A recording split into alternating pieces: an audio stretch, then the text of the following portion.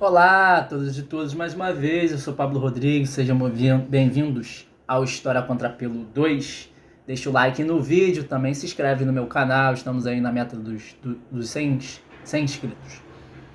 Olha só, gente, hoje eu vou falar com vocês sobre um tema muito importante, se chama, a respeito desse vídeo, né, que é a questão do pensamento social brasileiro, tá? É o recorte do século XIX até o início do século XX, década de 30 ali.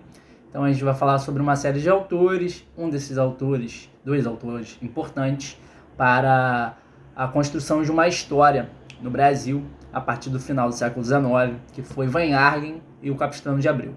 Dois historiadores com pensamentos diferentes e foram influenciados até por um pensamento historicista, cientificista também do século XIX, mas que tem duas formas de ver a história completamente diferentes.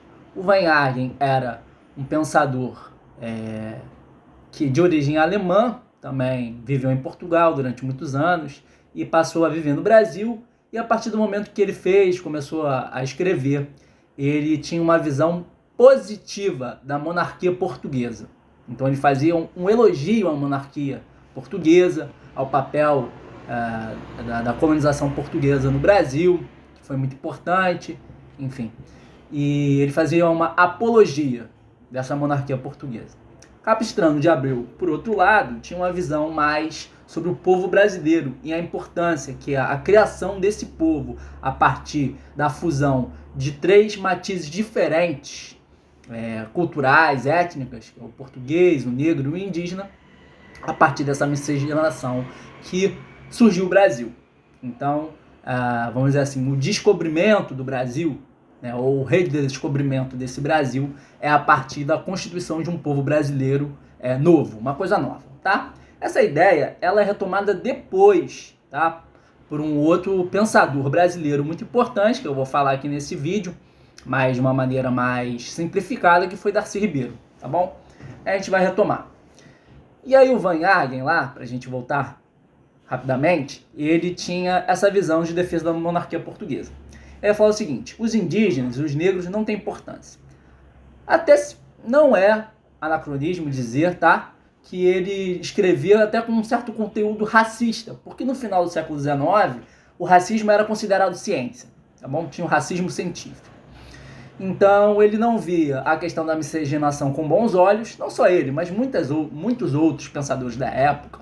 Você tinha Nina Simone, você tinha o Silvio Rodrigues, uma série de outros pensadores do século XIX que se pautaram se debruçaram sobre esse problema da miscigenação, da escravidão que estava sofrendo cada vez mais abalos, e aí até o final da abolição ali em 1888. E aí o Van Argen, ele foi um dos principais, se não o principal fundador do IHGB. O IHGB, o Instituto Histórico Geográfico Brasileiro, que nasceu no Brasil em 1838, foi pautado a partir de um outro instituto que existia na França, que era um instituto histórico de lá, tá? A França, que era também uma inspiração, né, em termos de cultura, de civilização, de uma nação a ser seguida, tá bom?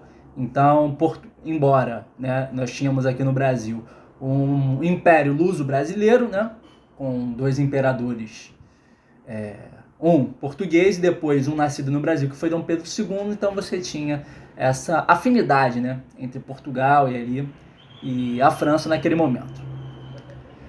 E aí o que acontece? O IHGB ele começa a formular uma história oficial, a história do Estado-nação, porque para o século XIX, tanto na Europa quanto na América, que sofreu essa influência, isso era fundamental. Então a história oficial ela é uma história, sobretudo, factual, com datas, né? E até hoje a gente vê isso, né? Os nossos feriados aí, semana que vem, quer dizer, essa semana vai ser dia da proclamação da República. Então você ainda tem essa comemoração de algumas festas, né? De alguns momentos decisivos na história do Brasil. Então é uma história que é factual, ela é episódica, ela é narrativa e política, tá bom? Mas é uma história política tradicional. Esse era aí a tônica do Van Argen. O Capistrano de Abreu, ele tem já uma outra pegada. O que acontece? Ele vê o seguinte: bom, O povo brasileiro foi o responsável ali, desde o início lá da colonização, por fazer o Brasil, e desde do século XVI, até chegar no século XIX, que começa a se construir uma brasilidade, uma identidade nacional brasileira, tá bom? Então todas essas revoltas que aconteceram durante o período colonial, até passando pelos momentos de Inconfidência no século XVIII, Inconfidência Mineira, Inconfidência Baiana, no Rio de Janeiro, aí depois passando pelo período regencial, com as várias revoltas, cabanagem, balaiada, sabinada, tudo isso que a gente vê no colégio, né, que a gente aprende lá com os nossos professores, com seus professores, você tem essa pegada nativista, tá bom? Então, desde o momento, já se tinha um sentimento nacional ali que foi aumentando até ao ponto da separação com Portugal, que aconteceu na independência de 1822. Só que não é bem assim que acontece, tá? Na verdade, isso é um exagero, essas revoltas. As séries que aconteceram desde o século XVI, no século XVII e XVIII, elas tinham, na verdade, mais uma questão de maior independência e de uma influência de um pensamento liberal e iluminista também, no sentido de fazer as coisas assim, privilegiar os negócios sem ter um controle muito grande do Estado, que naquele caso era o Estado português, o Estado colonial monárquico. Beleza? Então é assim, era mais uma coisa assim de ir contra o aumento dos impostos, ao maior controle na região das Minas durante o século XVIII, por exemplo, não tinha esse sentimento de brasilidade, não. Mas é uma visão assim, diferente, né, que estava se constituindo ali a partir do Capistrano de Abreu. O Capistrano de Abreu, assim como o próprio Van Argen, eles tiveram influências de alguns pensadores alemães e franceses. Então, por exemplo, o Capistrano foi muito influenciado por Ranke, Leopoldo von Ranke, que começou a construir o que nós chamamos, dentro do campo da história, que é a escola metódica. Então você tem que trabalhar na história com documentos, os documentos têm que ser documentos escritos, você tem todo um método de análise, de comparação, a constituição desse método histórico que não existia. Então é uma influência desse historicismo, beleza? E também de um cientificismo, tornar a história não só uma narrativa, que ela já mas um campo científico. Essa pegada do século XIX e que depois lá, com a Escola dos Análises, vai se construir de fato a partir da Revista dos Análises de 1929 e 1930 como um campo científico. Beleza? Tá tranquilo? Tá favorável? Vamos avançar. Bom, e aí você tem outros autores durante o século XX que, de uma certa maneira, aprofundam essas pesquisas. E esse pensamento, tanto do Van Argen quanto do Capistrano de Abreu, reivindicam de uma certa maneira esses pensadores, e outros que rompem totalmente. Então você tem, por exemplo, Sérgio Buarque de Holanda, o famoso, né, pai do Chico Buarque, escreveu Raízes do Brasil. Ele fala sobre a influência da colonização portuguesa, mas de uma forma crítica, negativa, falando o seguinte, o Brasil, ele é tipo, nós somos neoportugueses. Mas essa carga, toda essa carga colonial que nós temos que romper com ela. Então, todo o nosso atraso, ele deve ser deixado para trás. Mas o que ele fala? Que a nossa cultura e a forma como nós construímos as nossas mentalidades e o Brasil na sua estrutura cultural e política, ela tem uma carga muito patrimonialista, por exemplo. Até hoje você vê isso, né, na constituição da nossa sociedade, essa questão do patrimônio que deve ser defendido a todo custo, e as pessoas que são detentoras desse patrimônio também são colocadas aí como alta estirpe da nossa sociedade, está ali no primeiro escalão, vamos dizer assim, a nossa elite brasileira. A outra questão é que ela tem a ver com clientelismo, né? A velha história lá do ditado, que é o seguinte, bom, o cliente sempre tem razão. Então, nessas relações clientelistas que nós vemos muito durante a República Oligarca, por exemplo, no Brasil, onde existe a compra de votos. E existe até hoje aí, no Maranhão, Alagoas e muitos outros lugares onde, num outro vídeo que eu já falei, que são as novas oligarquias do Brasil, as oligarquias do século XXI. A família Caiado, família Sarney, família Collor e etc. Então, o Sérgio Buarque de Holanda fala lá no Raízes do Brasil que se constituiu no Brasil um homem cordial, um homem que consegue ali, né, trabalhar na base da mediação, do convencimento, assim, um jeitinho brasileiro de ser. Ele rompe com a visão do elogio português, dizendo que a partir da década de 30, que é o momento que ele escreve, o Brasil estava passando por uma modernização. E, de fato, desde da crise da República Oligarca, tivemos a Semana de 22, Semana de Arte Moderna e muitos outros acontecimentos, movimento tenentista, estavam aos poucos minando essa forma de ser da República, da Primeira República. E aí a modernização do Brasil estava fazendo-se crescer as cidades, um processo de urbanização, de industrialização, o aumento, o inchaço das grandes capitais. Isso foi se constituindo uma nova classe, que foi a classe média, que é a classe de pertencimento do Sérgio Buarque de Holanda, né? Isso aí não é novidade para ninguém. Professor da USP e tal, que tinha essa visão onde os estratos médios, os intelectuais, que deveriam ser aí os porta-vozes da sociedade. Um outro autor muito importante também foi Gilberto Freire. Esse aí vocês conhecem lá do Casagrande Senzala, que ele fala o seguinte: ele elogia também a colonização portuguesa. Então, de uma certa maneira, ele retoma o Van Yaren. E aí ele fala, mais diferente do Van Yaren, que a miscigenação foi positiva. E que no Brasil, aqui, a gente não é tão racista assim não, tá? Inclusive os escravos comiam à mesa com os senhores, olha que coisa maneira, né? O homem branco não era racista porque se deitava com a mulher negra, né? Só esqueceu de dizer que era estupro, mas tudo bem. E aí continuou avançando e a partir do Gilberto Freire, embora ele não tenha lançado essa ideia, mas ele defendeu a partir do Casagrande Senzala, que foi a questão o mito da democracia racial.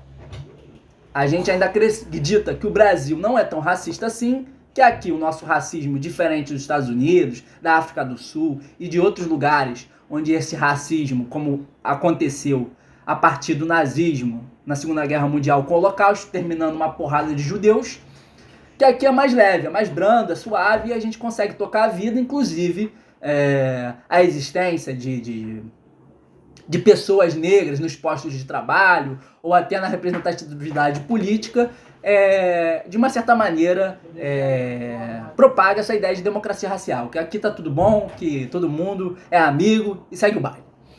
Mas não é bem assim que acontece. O Brasil é um dos países que mais mata pessoas negras no mundo, tá? E isso é uma coisa assim alarmante. A maioria das pessoas que morrem nas favelas são pessoas negras, mulheres também, e periféricas. Então a guerra, as drogas e uma série de outras situações que acontecem no nosso dia a dia evidencia que, na verdade, o Brasil é um país muito racista. Só que esse racismo ele é um racismo, de certa maneira, indireto ou velado, ou de uma certa maneira também manipulado. E um racismo que é estrutural. Essa que é a verdade. Tá bom? Se vocês queiram ler melhor sobre isso, leiam um livro do Silvio de Almeida, que é o que é racismo estrutural. Que aí vocês vão ter uma ideia melhor do que eu estou falando.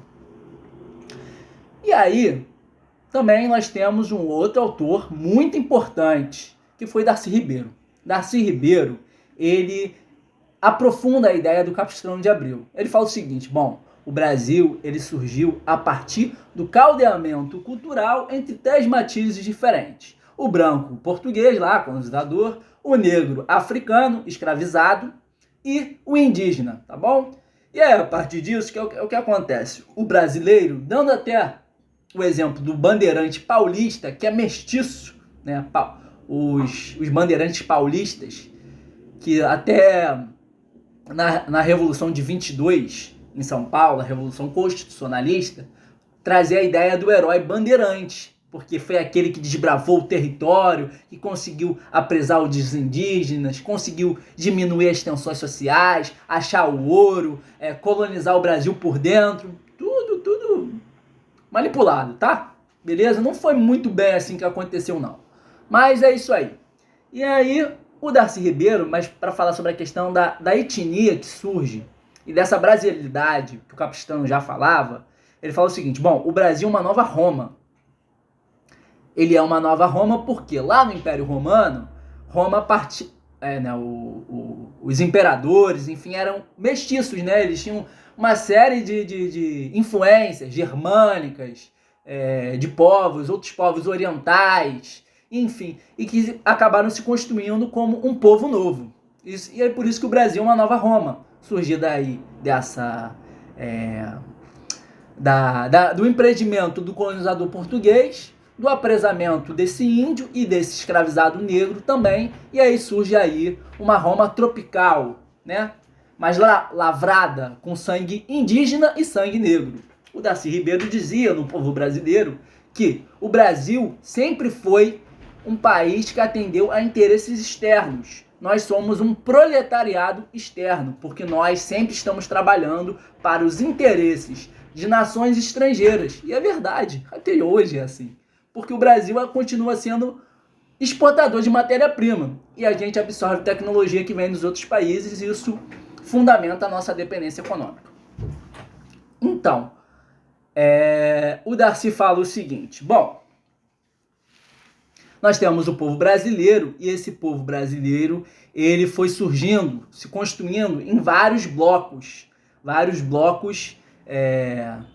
culturais durante o Brasil. Aí você tem a parte cabocla, você tem a parte que é mais caipira, que é ali em São Paulo, você tem uma parte que tem uma influência maior de negros, que é o caso do Rio de Janeiro, uma outra que não tem muita influência desse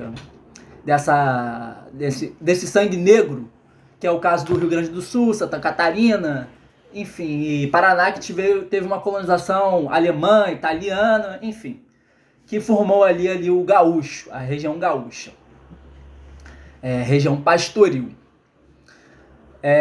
E você tem uma série de regionalismos que vão se constituindo, várias partes que estão em constante comunicação. Ele desfaz ali essa ideia também que existia, que era muito tradicional na historiografia antiga, que existia que o Brasil tinha uma série de ilhas, arquipélagos geográficos que não se comunicavam. Isso aí já caiu há muito tempo por terra, tá? Muitos outros historiadoras, como a historiadora Laura de Melo Souza já falou sobre isso no seu livro, enfim.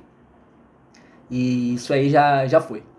E aí o Darcy falava o seguinte, o Brasil ele sofre constantemente com o que eles chamam de atualização histórica.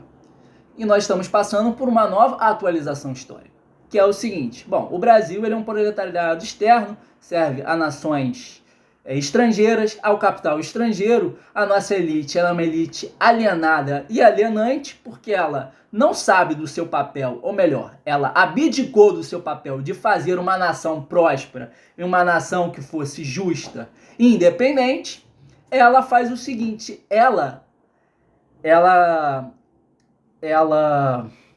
me desculpe, ela faz o seguinte, ela é alienada por esse papel, e também ela é alienante, ela aliena o nosso povo. Por quê? A partir do momento que ela se sente ameaçada, e não só ameaçada, mas também necessita viver enquanto classe para a sua sobrevivência, ela aliena a classe trabalhadora.